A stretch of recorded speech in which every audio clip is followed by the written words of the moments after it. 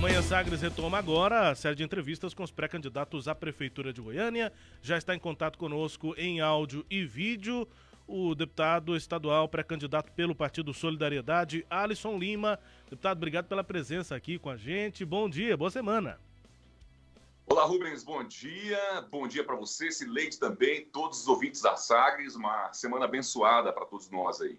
Obrigado, deputado, pelo contato aqui. Bom, começar perguntando o que eu tenho perguntado para os pré-candidatos. Como é que fica a vida agora, a campanha, sem Iris Rezende? Pelo menos anunciou a aposentadoria. Qual que é o impacto na campanha do senhor, ou mesmo no cenário? Como é que o senhor muda alguma coisa na forma como o senhor enxerga o cenário aqui para a eleição desse ano de 2020, deputado? Não, no meu caso, não muda absolutamente nada, né? Nós estávamos nos preparando e estamos nessa trajetória parlamentar de vereador, deputado, e buscando realmente apresentar uma mensagem para Goiânia, independente do cenário ser Iris, Maguito ou um outro candidato do PMDB.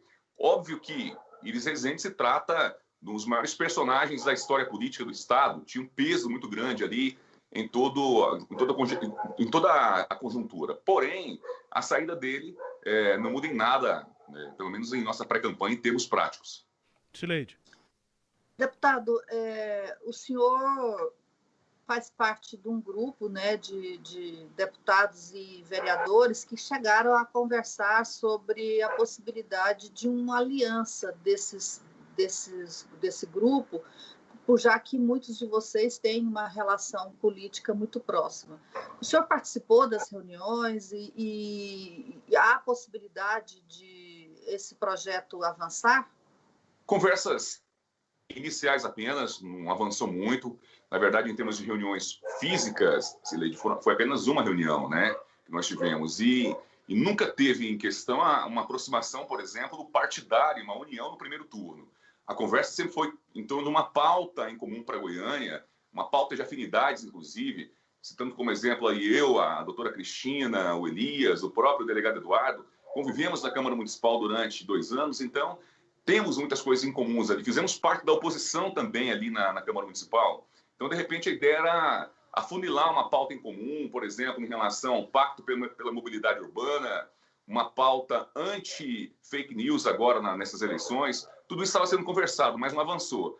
Agora, eu vi e ouvi recentemente na mídia algo em torno, de repente, de se afunilar um bloco independente em torno de 1 ou 2 nomes.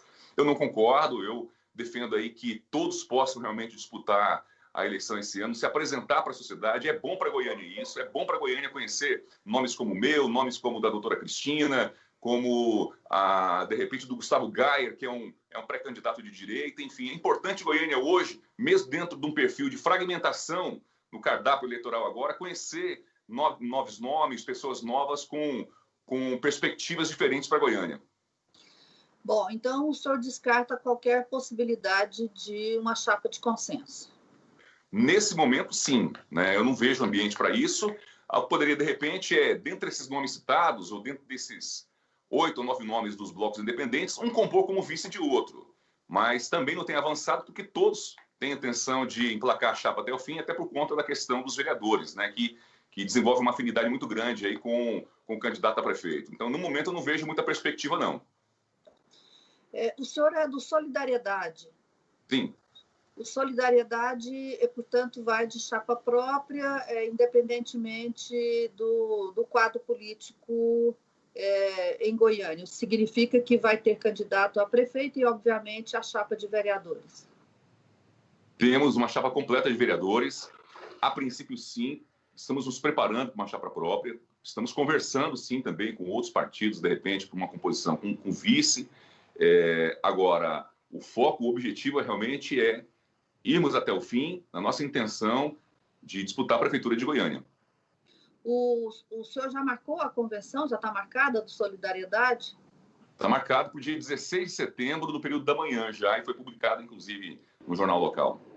Último dia de prazo, né, deputado, para esticar o tempo aí de fazer conversas. Exatamente.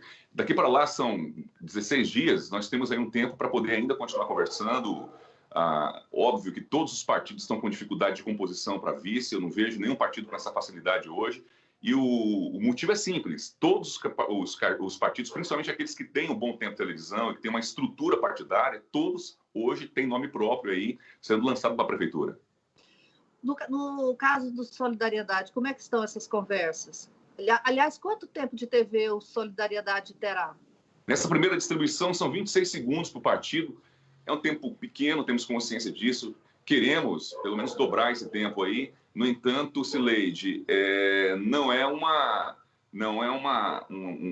situação que vai nos obrigar a compor com, por exemplo, pessoas que nós não temos afinidades, que nós não temos uma admiração política e que possa realmente somar no projeto. Né? Não é simplesmente fechar por fechar. Temos de ter realmente pessoas que possam somar nessa pré-campanha nossa e nessa mensagem que nós queremos levar para Goiânia. O que o Solidariedade quer falar ou quer apresentar à população de Goiânia? Essa quebra de paradigma. O modelo de gestão atual ele é defasado, ele é ultrapassado, ele não conseguiu convencer os goianienses de que é um modelo prático que dá certo nos últimos anos. A cidade está ultrapassada, nós temos mais de 130 obras paradas no momento. A prefeitura, mais uma vez, com o modelo de superávit primário, deixou tudo para a última hora e não conseguiu realizar essas obras. Nós temos aí exemplo de várias que estão paradas, o próprio BRT. Eu estive andando em toda a extensão do BRT há poucos dias. É impossível a prefeitura entregar até mesmo essa etapa atual que ela falou que iria entregar ali entre o terminal Recanto do Bosque e o centro de Goiânia e o Isidória. A prefeitura não consegue entregar até o final do ano.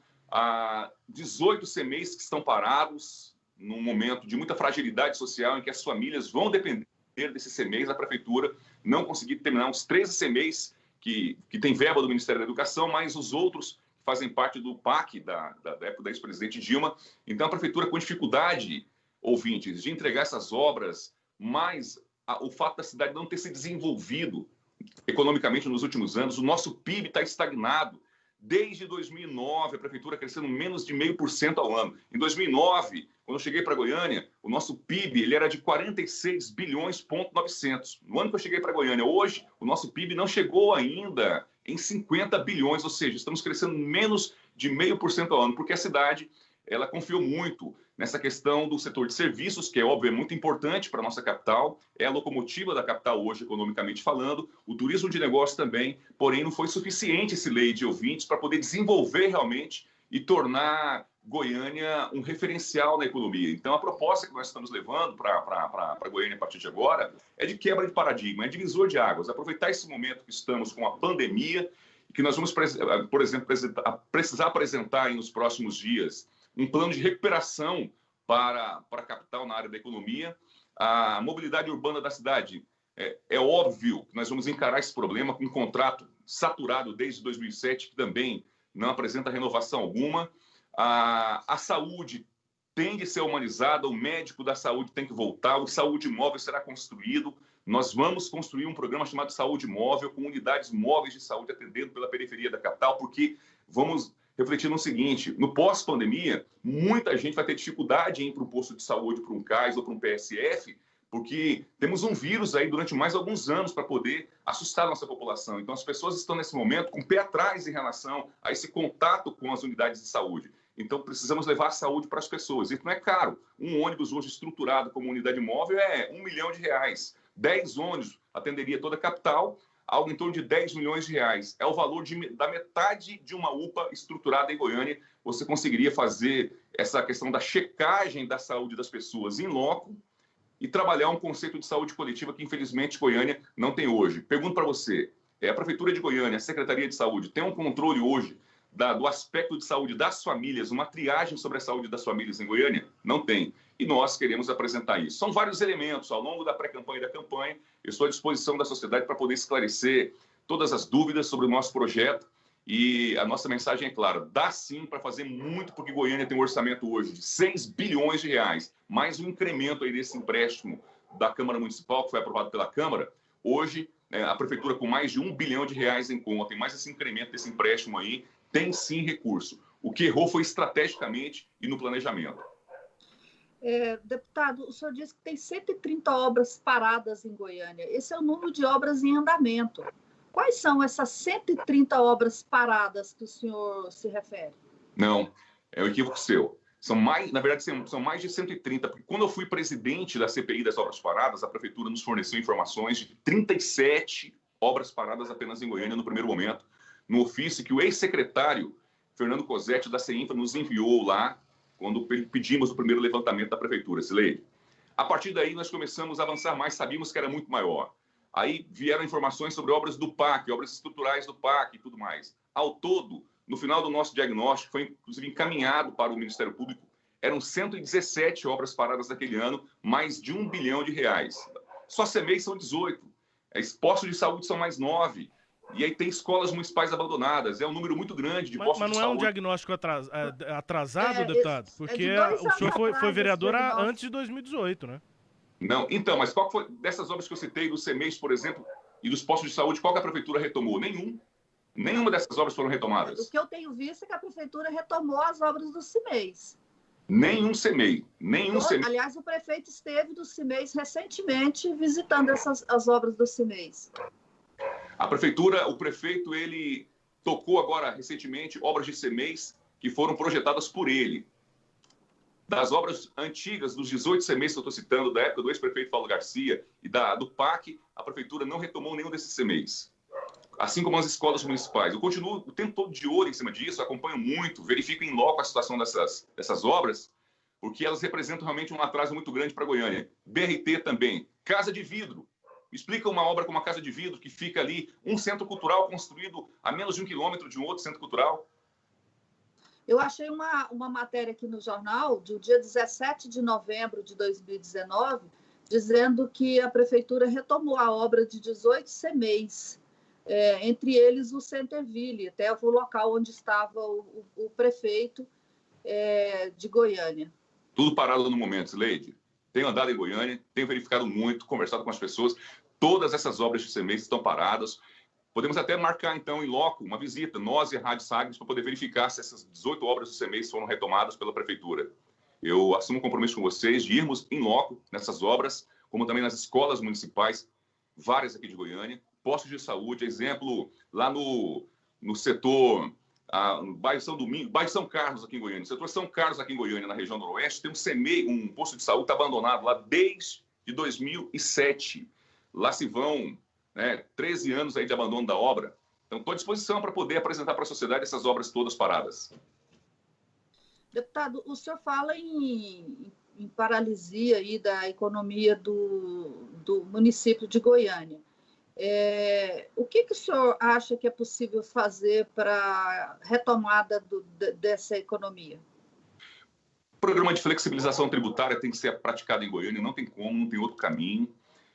No plano diretor agora, que está sendo atualizado na Câmara Municipal, eu vejo que pela primeira vez está tendo uma abertura ali para poder se falar de um processo de industrialização. A princípio, nessa minuta do plano diretor se reservam ali 4 áreas para poder se industrializar Goiânia. O problema é que, eu até estava conversando com alguns vereadores, como o Quitão e como a Sabrina, nós temos ali um problema sério. Eu acho que a prefeitura hoje confiar apenas no setor privado para poder industrializar Goiânia, deixando o setor privado ser o puxador disso tudo, eu acho que seria, não vou falar a palavra leviano, não seria, mas seria um pouco temerário, porque o ideal é a prefeitura puxar esse movimento. Então, eu defendo que no plano diretor se tenha espaço para poder criar ali 4 ou 5 zonas industriais em Goiânia, já que nós não temos uma área única, específica, que tem estrutura para poder comportar todas as indústrias que nós queremos colocar. Nós queremos e vou trabalhar incansavelmente enquanto estiver na vida pública, mesmo como vereador, como deputado, qualquer que seja o cargo que eu tiver, se Deus quiser, como futuro prefeito, trabalhar incansavelmente para a industrialização de Goiânia. Porque é o que falta. Se olharmos hoje para o momento, a atual situação, o nosso PIB crescendo menos de 0,5% ao ano, essa esperança de que apenas o setor de serviço iria desenvolver a cidade não foi suficiente. Então, nós precisamos hoje industrializar a nossa capital, porque o IBGE divulgou na semana passada 50 mil novos empregos por mês no Brasil, mesmo com o advento do coronavírus, 50 mil novos empregos por mês no Brasil, oriundos da indústria. E nós não temos indústria em Goiânia. Não de maneira orgânica, concentrada e realmente estruturada.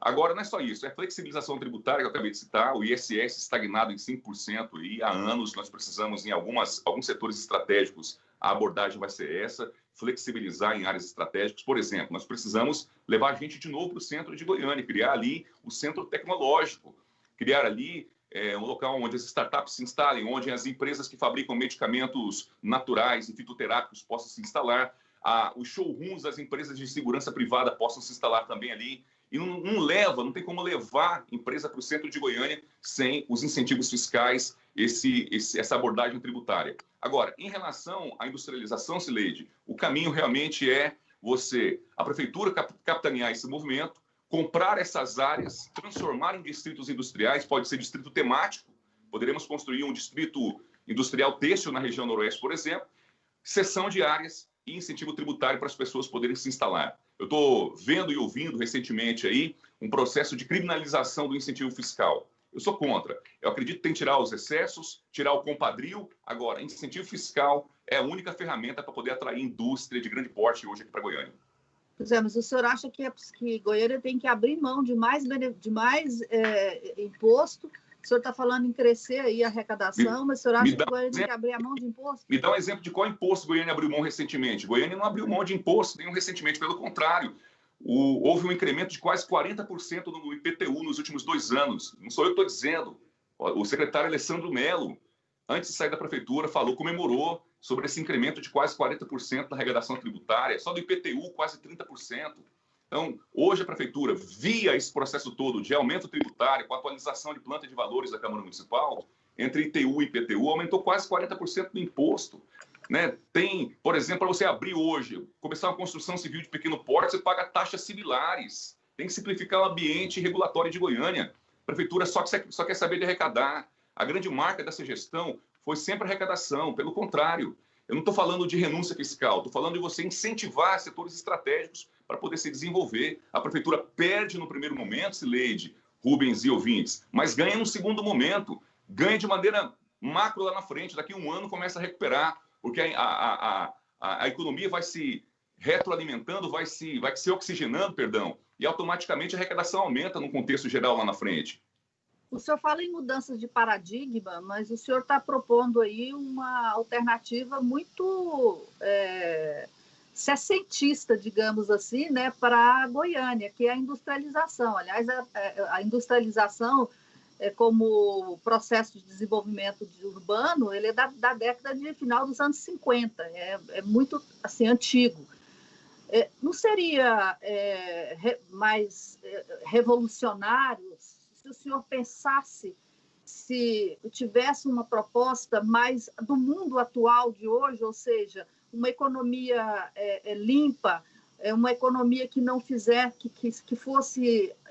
fosse só a industrialização. A industrialização, a gente sabe que ela traz todos os problemas juntos, como poluição, como efluentes que vão ser jogados nos rios.